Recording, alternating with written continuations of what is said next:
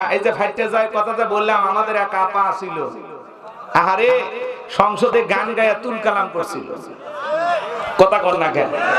আজকে সেই আপা আজকে পরাজিত হয়েছে। তার আপন মানুষ, আপন বোন, আপন সৎমা তাদেরকে ভালোবাসে না, সে সমাজের নেতৃত্ব দিবে কিভাবে? নিজের ঘরের মানুষের প্রিয় হতে পারে না, সে সমাজের মানুষের সেবা করবে কিভাবে? কথা বলেন না কেন? এই জন্য আপা এখন আপার গানে ফেসে গেছে, কথা কয় না কেন? এখন আপার বাড়ির সামনে গান বাজাইতেছে, কি ওই ছেলেটা যিনি জিতছে ওনার নাম জানেন? টুলু। টুলু কি না? কথা কয় না কেন? কয় টুলু যখন ট্রাক লইয়া আমার বাড়ির সামনে দিয়া, বলবো রাখজান করিয়েন না। কয় টুলু যখন ট্রাক লইয়া আমার বাড়ির সামনে দিয়া, নির্বাচনে জিতা যায়, ফাইটা যায়, বুকটা ফাইটা যায়, মমতাজ আপার বুকটা ফাইটা যায়। কথা কর না কে? রাগ করছেন? বলবো কয় টুলু যখন ট্রাক লইয়া আমার বাড়ির সামনে দিয়া, নির্বাচনে জিতা যায়, ফাইটা যায়, বুকটা ফাইটা যায়, ফাইটা যায়, মমতাজ আপার বুকটা ফাইটা যায়। সংসদে যায় কত রং বেরঙের গান শুনাইতো, শাহজালালের পূর্ণভূমি, মুসলমানের ট্যাক্সে যে সংসদ ভবন চলে, সেখানে আমরা গান শুনতে চাই। কথা কন না কেন? রাগ করছেন? এখন ওর গান ওরে মানুষ বলতেছে, কথা কয় না? এমপিগিরি করলাম 15টি বছর, সেই জনগণ এইবার হইয়া গেল পর। কথা কয় না? কয় বছর এমপিগিরি করছে? কয় এমপিগিরি করলাম আমি 15টি বছর, সেই জনগণ এইবার আমার হইয়া গেল পর। উন্নয়ন করিনি আমি এক টাকারও, তবুও তো নৌকা মার্কা পাইছিলাম আবারও। টুলু ভাই ট্রাকে সইরা আমার বাড়ির সামনে দিয়া, টুলু ভাই ট্রাকে সইরা আমার বাড়ির সামনে দিয়া, সংসদ ভবনে সইলা যায়, ফাইটা যায়, মমতাজ আপার বুকটা ফাইটা যায়। কথা কন ঠিক কিনা? এখন ওর গান মানুষ করে নিয়ে টিকটক বানাইতেছে, কথা কন না কেন? হ্যাঁ, ট্রাক এখন জায়গা মতো, আর মমতাজ আপার শেষ। আইরে সাবাবাজি গো, এ কোরআন হাদিসের এমন কোন পুস্তক নাই যা পড়ে নাই। কথা কন না কেন? আজকেও গান গাইছে, আজকে কথা কন। তো অন্তত এই মহিলা নাচ জেতাছে, আমরা খুশি না বেজার? কথা কন, খুশি হয়েছে না বেজার? কারা কারা খুশি একটু হাত তুলে দেখান তো, লিল্লাহে তাকবীর। হ্যাঁ, মমতাজ আপা ট্রাক মার্কা টুলু জিতে আর বোনেরা যায় ফুলের মালা দিচ্ছে। কথা কন ঠিক কিনা?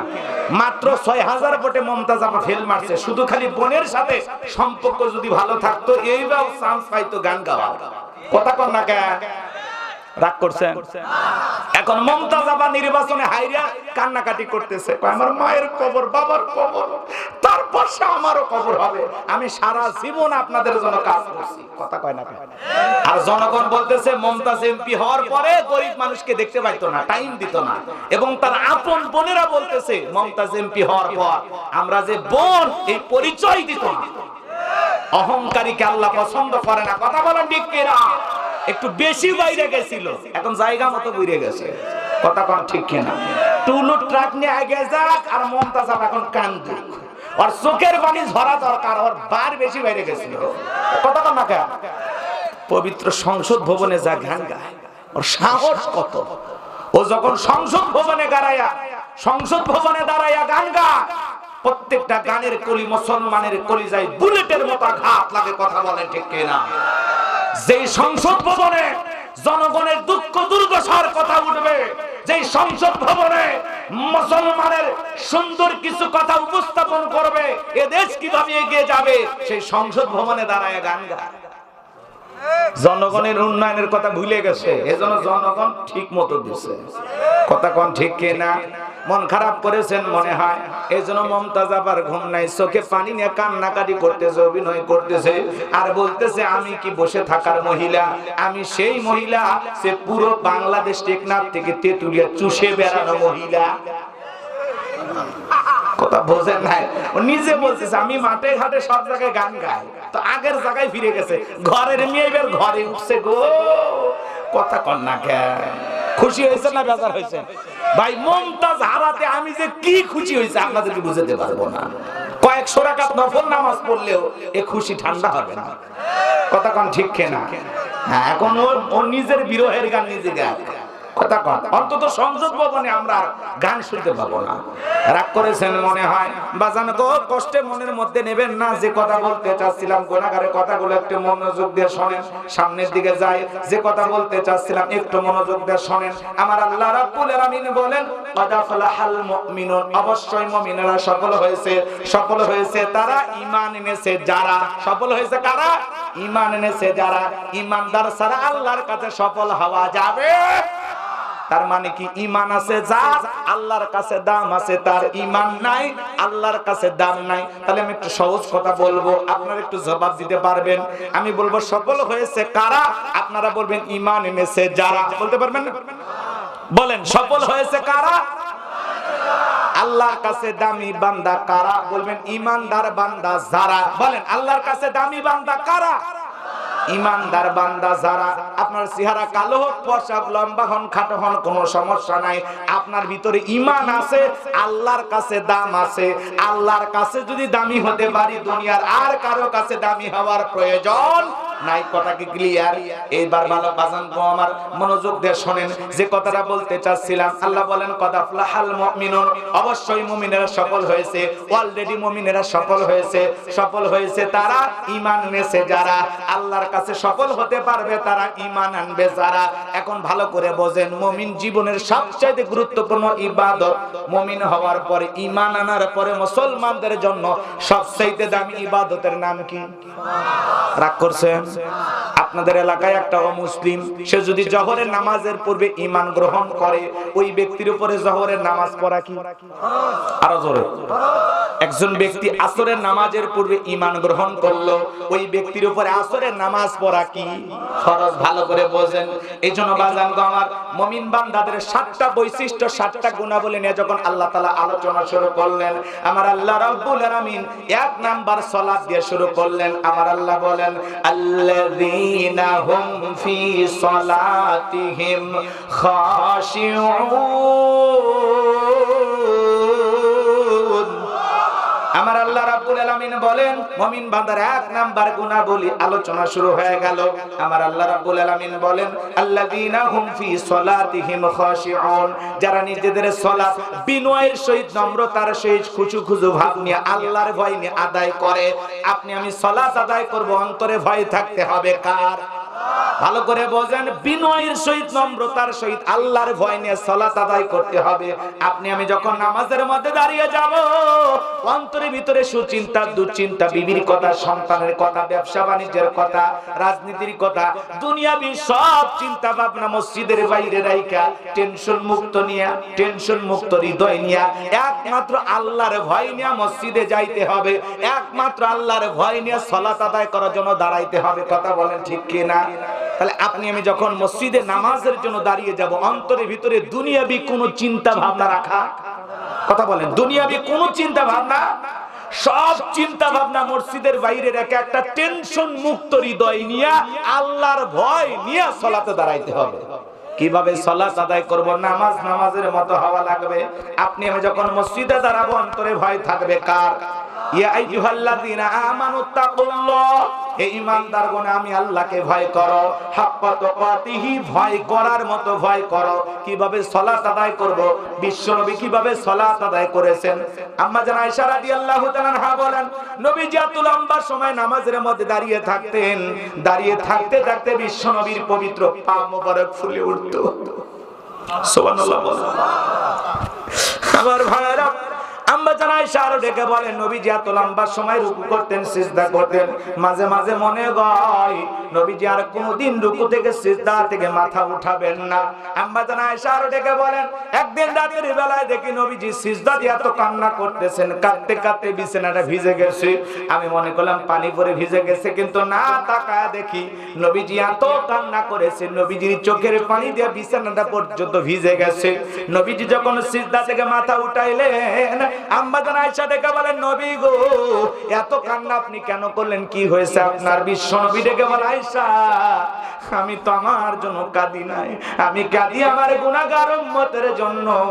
আল্লাহর কাছে কেঁদে কেঁদে বলি আল্লাহ আমার গুনাহগার উম্মতের গুনাহগুলো মাফ করে দাও। আমি আল্লাহর কাছে কেঁদে কেঁদে বলি আল্লাহ আমার গুনাহগার উম্মতকে তুমি জাহান্নামের আগুনে জ্বালাইও না। চিন্তা করেন বাজান গো আমার, আপনার আমার প্রিয় নবী আপনার আমার গুনাহ মাফের আশায় সিজদা দিয়ে যদি আল্লাহর কাছে কান্না করে, আপনাকে আমাকে জাহান্নাম থেকে বাঁচানোর জন্য যদি আল্লাহর কাছে দোয়া করেন, তাহলে আপনাকে আমাকেও সিজদা দিয়া আল্লাহর কাছে নিজেদের গুনাহ মাফের জন্য দোয়া করার দরকার আছে না নাই? সিজদা দিয়ে আল্লাহর কাছে কান্না করার দরকার আছে না নাই? 5 ওয়াক্ত নামাজ এইটা তো ডিউটি, এটা তো করতেই হবে। 5 ওয়াক্ত সালাত এটা তো আদায় করতেই হবে। শুধুমাত্র 5 ওয়াক্ত নামাজ পড়লে হবে না, রাতের 1টা 2টা 3টার দিকে উঠা যারা আরামের বিছানা ত্যাগ কইরা বিবির ভালোবাসা ত্যাগ কইরা ঠান্ডা পানিতে ওযু বানাইয়া যায় নামাজের মধ্যে দাঁড়ায়া যায়, এই নামাজ দুনিয়ার কাউকে দেখানোর জন্য নয়, এই নামাজ হলো একমাত্র আল্লাহকে রাজি খুশি করার জন্য। কথা বলেন ঠিক কি না? কুলিন্না সালাতি ওয়া নুসুকি ওয়া মাহইয়ায়া ওয়া মামাতি লিল্লাহি রাব্বিল আলামিন।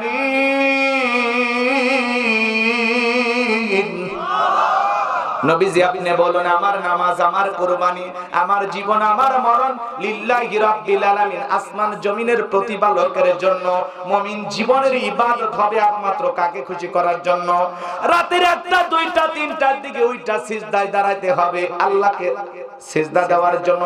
নিরালাই নিবৃত্তিতে এই নামাজে যারা দাঁড়া যায়, এই নামাজ দুনিয়ার কাউকে দেখানোর জন্য নয়, এই নামাজ আল্লাহকে খুশি করার জন্য। কথা বলেন ঠিক কি না? এইজন্য আমার আল্লাহ রাব্বুল আলামিন বলেন ওয়াল্লাযীনা ইয়াবিতুনা লিরাব্বিহিম সুজদাও ওয়া কিয়ামা। যারা রাত্রি জাগরণ করে আল্লাহকে সিজদা দেয়, আল্লাহর জন্য দণ্ডায়মান থাকে, রাতের 1টা 2টা 3টার দিকে ওইটা যায় নামাজে দাঁড়ায় গেলেন। বিবি থাকলো বিবির জায়গায়, সন্তান থাকলে সন্তানের জায়গায়, দুনিয়াবি সব চিন্তা ভাবনা বাদ দিয়ে রাতের 1টা 2টা 3টার দিকে যারা নামাজের মধ্যে দাঁড়ায় যায়, এই নামাজ মালিকের সাথে গভীর সম্পর্ক তৈরি করে দেয়। এদিক খেয়াল করেন, যারা গভীর রাত্রিতে নামাজ পড়ে এই নামাজ, এদিক খেয়াল করেন আল্লাহ তাআলার সাথে সেই বান্দা প্রেমের খেলা খেলে। তা কয় না? আপনি দাঁড়িয়ে নামাজ আদায় করতেছেন, দুনিয়ার কেউ দেখতেছে না, দেখে কে? দেখে কে? আপনি দুনিয়ার কাউকে খুশি করার জন্য নামাজে দাঁড়ায় না, দাঁড়াইছেন কার জন্য? কার রাজি খুশি করার জন্য? কাকে? কাকে? একমাত্র আল্লাহ তাআলাকে রাজি খুশি করার জন্য, আল্লাহ নৈকট্য লাভের আশায়। কথা বলেন ঠিক কি না? এই যুবক, এরাও রাত জাগরণ করে, এরাও রাত্রি জাগে, তবে আল্লাহকে খুশি করার জন্য নয়। এরা রাত্রি জাগরণ করে ইমো মেসেঞ্জারে বান্ধবীর সাথে কথা বইলা। কথা কয় না? এদেরকে সাইজ করব, আমার নিয়ত আছে, এদেরকে আমি ধরবো। কথা কন না কে? ধরা দরকার আছে না নাই? 4 নাম্বার গুণাবলীতে যুবকদের জন্য স্পেশাল আলোচনা আছে, একটু অপেক্ষা করেন। যুবক তোমরা মন খারাপ করে না, তোমাদের আলোচনা 1 ঘন্টা 52 মিনিট পরে হচ্ছে, একটু অপেক্ষা করো, 12টার আগে শুরু করে দিচ্ছি। কষ্ট হচ্ছে আপনাদের নাকি? মন খারাপ করেন না, কষ্ট পাচ্ছেন। মা বোন যারা আছে তাদের জন্য আলোচনা হওয়া দরকার আছে না না? মা বোনদের জন্য আলোচনা হওয়া দরকার। বারবার মা বোনের এই দেশের সরকার। কথা কোন ঠিক কিনা? এজন্য মা বোন যারা বসে আছেন, মা টেনশন করবেন না, আপনাদের জন্য অল্প সময়ের মধ্যে আলোচনা করে দেব শুরু, কারণ আপনারাই হলেন ঘরে বাইরে আমাদের নাটের গুরু। হ্যাঁ, ওদের জন্য আলোচনা হওয়া দরকার আছে। কষ্ট হচ্ছে মনে হয়? যুবকেরা রাত্রি জাগরণ করে, ইমো মেসেঞ্জারে কথা বলে, ইউটিউব ইন্টারনেটে সারা রাত ঘাটাঘাটি করে ফজরে আজান হয় যখন, ওই হাইব্রিড যুবক ঘুমাইতে যায় তখন। যুবক রে, এই ঘুম যদি না ভাঙে, কথা কয় না কেন? অবস্থা ভালো না খারাপ? এই ঘুম ভাঙলে সকাল, না ভাঙলে পরকাল। কথা কন ঠিক কিনা? কেমন করে ঘুমাও তুমি ও মহাদেবপুরের যুবকেরা, কেমন করে ঘুমাও তুমি ফজর করে কাজা, এমন তো হতে পারে ও তোমার জোহরে জানাজা। এমন তো হতে পারে ও তোমার জোহরে জানাজা। কথা বলেন ঠিক কিনা? যুবক রে, সিজদাতে রাত্রি জাগরণ করে আল্লাহর কাছে কেঁদে কেঁদে বলতে হবে, রব্বানা সরিফ আন্না আযাবা জাহান্নাম ইন্না আযাবাহা কানা গরামা। হে আমাদের রব, ওই কঠিন ভয়ঙ্কর জাহান্নামের আগুন থেকে আমাদের মুক্তি দাও। ওই জাহান্নামের আযাব শাস্তি সহ্য করার মতো শক্তি আমাদের দেহে নাই। জাহান্নামের আযাব বড় কঠিন। আমার আল্লাহ রাব্বুল আলামিন বলেন, ইন্নাহা সাআত মুস্তাকাররাও ওয়া মুকামা। নিশ্চয় আবাসস্থল হিসাবে, বসতির জায়গা হিসাবে ওই জাহান্নাম কত না নিকৃষ্টতম একটা স্থান। জাহান্নাম সুখের জায়গা না, ওইটা হলো যন্ত্রণার কারখানা। সিজদা দিয়ে আল্লাহর কাছে কেঁদে কেঁদে বলতে হবে, আল্লাহ অনেক গুনাহ করেছি, অনেক অপরাধ করেছি, ওই জাহান্নামের আগুন থেকে আমাদের মুক্তি দাও। আল্লাহ সারা জাহান্নামের আগুন থেকে বাঁচানোর কেউ নাই। জাহান্নাম বড় কঠিন জায়গা।